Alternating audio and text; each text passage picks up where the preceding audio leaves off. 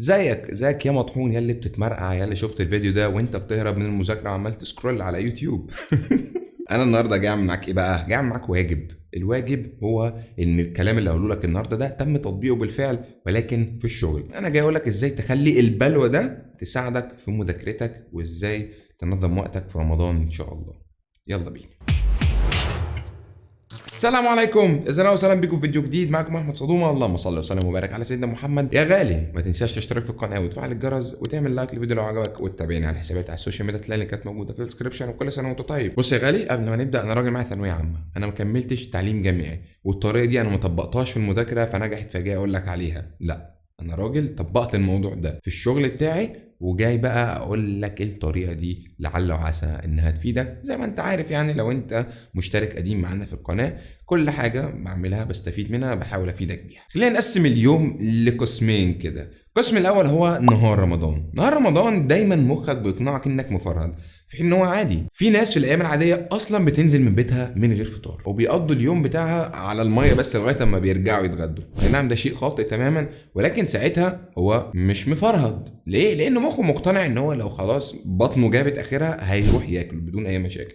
ولكن مخك عشان عارف انه في رمضان انت ما ينفعش تاكل، فهو مدخلك الحته دي يعني من تحت لتحت كده، اللي هو بيقنعك دايما انك ما تبذلش اي مجهود، ما تعملش اي حاجه. حبيب قلبي، احنا المعده ما فيهاش اي غذاء، احنا الدم يعني مش قادر يتحرك اصلا من كتر ما فيش اكل جوه. اوعى تعمل كده، والميه قليله ومش عارف ايه، اجيلك جفاف تموت يا حبيبي. لا، دي مجرد وهم مخك بيعمله لك، في حين ان انت الفترة بتاعت قبل الفطار دي ممكن تشتغل فيها عادي جدا، وفي ناس بتشتغل عادي جدا قبل الفطار، ممكن تذاكر فيها عادي جدا، ممكن تروح الجيم قبل الفطار في رمضان عادي جدا. والجزء التاني من اليوم هو ما بعد الفطار، اللي مخك برضو بيوهمك فيه ان يا نهار ازرق على الاكل اللي كلناه يا اسطى، ازاي تعمل فينا كده؟ انا مش قادر اتحرك، ولا قادر احرك لك عضلاتك، ولا قادر اعمل حاجه. خش نام بقى واترمي على السرير واقعد قلب في الموبايل. في حين ان برضو ده شيء خاطئ تماما.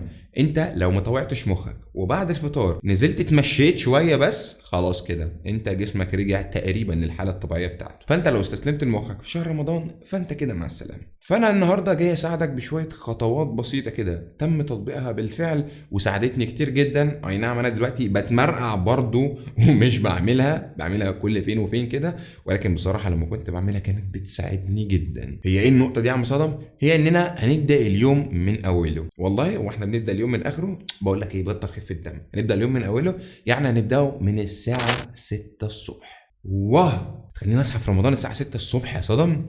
هتعمل كده؟ طيب ماشي، خليني وراك. هعمل ايه اول ما اصحى الساعه 6 الصبح؟ انت لو بدات مهامك كلها الساعه 6 الصبح، فانت من بعد الظهر ما وراكش اي حاجه تعملها. ايه ده؟ يعني انا هبقى فاضي طول يوم رمضان؟ بس تعمل اللي انا هقول لك عليه ده. تصحى الساعه 5، الساعه 5 تلحق صلاه الفجر في رمضان ان شاء الله، تصلي كده في المسجد وتطلع، هتلاقي جسمك في قمه الروقان وانت واكل وجسمك لسه فيه غذاء. فهتعمل ايه؟ هتبدا يابا مذاكره من الساعه 6 الصبح لغايه الظهر. يا نهار ازعق، هيقول لي لغايه الظهر تاني. طيب هعمل ايه انا من بعد الظهر؟ هتنام. هو انت عايزني اذاكر ولا عايزني انام ولا عايز مني ايه بالظبط؟ يا عم اصبر. 6 ساعات هتاخد فيهم عصارة تركيز مخك، 6 ساعات خاليين تماما من الدوشة الخارجية، 6 ساعات مش هتحتاج غيرهم كمذاكرة في يومك في رمضان بالذات. فانت هتيجي على الساعة 12 دور، طبعا هتبقى مفرهد وميت يا عيني، وعايز بقى تحط اي لقمة في بوقك وخلاص. هتعمل ايه؟ هتروح نايم بقى ساعتين 3 كده، زي ما عم جسمك يرتاح براحته عادي خالص. ولكن طبعا مش هتصحى على الفطار. تعمل ايه؟ هتصحى قبل العصر، هتصلي وتشوف بقى لو وراك دروس، لو وراك كورسز، لو وراك اي حاجة هتعملها لغاية الفطار. ومن بعد الفطار هتفطر وتنزل تصلي التراويح. طبعا مصدم بصراحه، انا مش بنزل اصلي التراويح، انا بصلي العشاء وبصلي لي ركعتين بالليل كده. انزل صلي العشاء في المسجد وصلي لك الركعتين دول في المسجد. الهدف هنا طبعا بعد الاجر والثواب انك تحرك جسمك شويه عشان ما ندخلش في حاله اللاوعي اللي بندخل فيها بعد الفطار دي. وبرده لو عندك اي حاجه بعد صلاه التراويح تقدر تنجزها، ولكن افتكر انك تنام بدري. عشان ايه؟ عشان انت يومك بيبدا الساعه 5 الصبح. طب يا صدم والسحور؟ عادي، ما تنام وتصحى تتسحر وتقعد كده نص ساعة بعد السحور تتحرك فيهم، تعمل اي حاجة عشان جسمك بس يستوعب ان في اكل جواه، ونام عادي واصحى الساعة 5 وابدأ يومك. اليوم ده اوعدك ان هو يبقى افضل نظام ليك عشان تذاكر او حتى عشان تشتغل لو انت شغلك فري، يعني مش بتلتزم بمكان ومواعيد معينة. طيب نرجع بقى لموضوعنا الاساسي، الكارثة دي نعمل فيه ايه بقى؟ للاسف احنا دلوقتي بقينا نستخدم البتاع ده 24 ساعة وما بيتشالش من ايدينا، وبقى عامل زي الادمان لدرجة انك تدخل بيه الحمام، انا عارف. ففي حل من اتنين. الحل الاول، وده لو انت تقدر عليه تبقى كينج،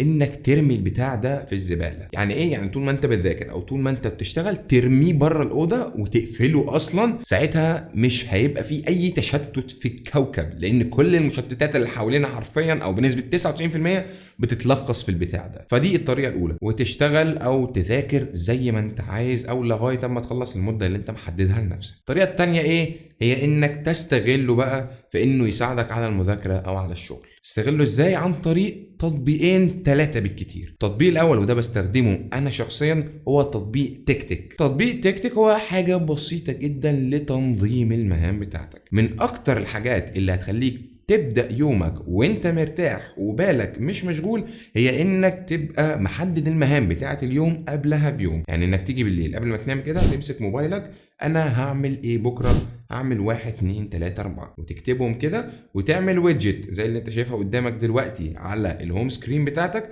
عشان اول ما تصحى كلنا بنمسك موبايلاتنا اول ما نصحى وبنبقى مققين عينينا فيها كده. اول حاجة انك تيجي عليها هي المهام بتاعة يومك. ولكن استلا يبقى فيه مشتتات، النوتيفيكيشنز بتاعة السوشيال ميديا والقرف اللي احنا عايشين فيه ده. عشان تتجنب النوتيفيكيشنز دي هنستخدم التطبيق التاني اللي هو تطبيق فورست. تطبيق فورست هو حاجة زي انه بيقفل لك الموبايل وبيقفل لك كل الاشعارات كده لمدة زمنية معينة انت اللي بتحددها. او نقدر نفعل وضع الاير بلان مود ونعمل تايمر بس لنفسنا. الاير بلان يعني قافلين خطوطنا، قافلين السوشيال ميديا، قافلين كل حاجة. هنستخدم الموبايل كأنه ساعة رقمية مش أكتر، كأنه تايمر كده. يعني لو أنت معاك ساعة فيها تايمر ارمي البتاع ده خلاص، أنت مش محتاج أبليكيشن فورست أصلا. وأنت أوريدي قبلها تبقى بصيت على المهام بتاعتك على أبليكيشن تكتك أو حاجات شبهه. يعني أنا بقول لك الحاجات اللي أنا بستخدمها بشكل شخصي. هتعمل إيه بقى؟ هتحدد مدة انت هتتمرن عليها واحده واحده. يعني ايه؟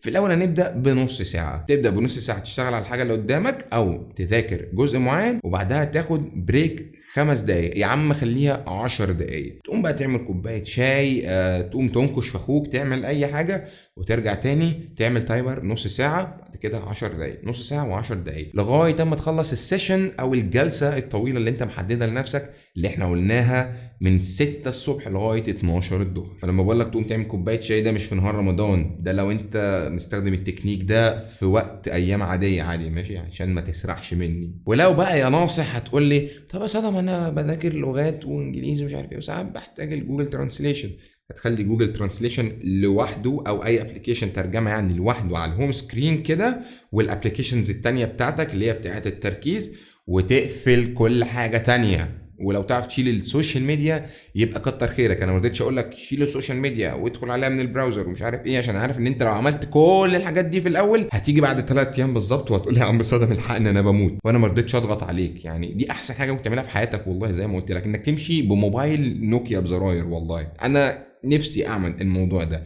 هتبعد عن الدوشه، هتبعد عن الازعاج، هتبعد عن المكالمات، عن النوتيفيكيشنز، عن كل الموليات اللي في الكوكب. وفي ابلكيشنز تانية بقى للناس اللي بتحب تشتغل على المشاريع او الناس الكبيره بقى اللي في كليات او كده، بس مش بنستهدف دول بصراحه. احنا دلوقتي بنستهدف الناس يعني الشباب الصغار شويه، والناس عامه اللي عايزه تشتغل بقى شغل حقيقي. لان الشغل الفري اللي لا يعتمد على مكان ولا زمان ده من اكتر الشغلانات اللي ممكن تودي صاحبها في داهيه لو هو ما بيعرفش ينظم وقته. وبس كده يا عمنا. يا رب يكون الفيديو عجبك. يعني برضو ما تنساش ان دي اول تجربه لاخوك تقريبا ان هو يقدم محتوى شبه كده. انا بس حبيت يعني لعل وعسى النظام ده يفيدك. فلو فادك بقى ما تنساش تعمل لايك وعمل سبسكرايب جميل وفعل الجرس، وتابعنا على الحسابات على السوشيال ميديا اللي كانت موجوده في الديسكربشن. كان معاكم احمد صدومه، اللهم صل وسلم وبارك على سيدنا محمد. في امان الله.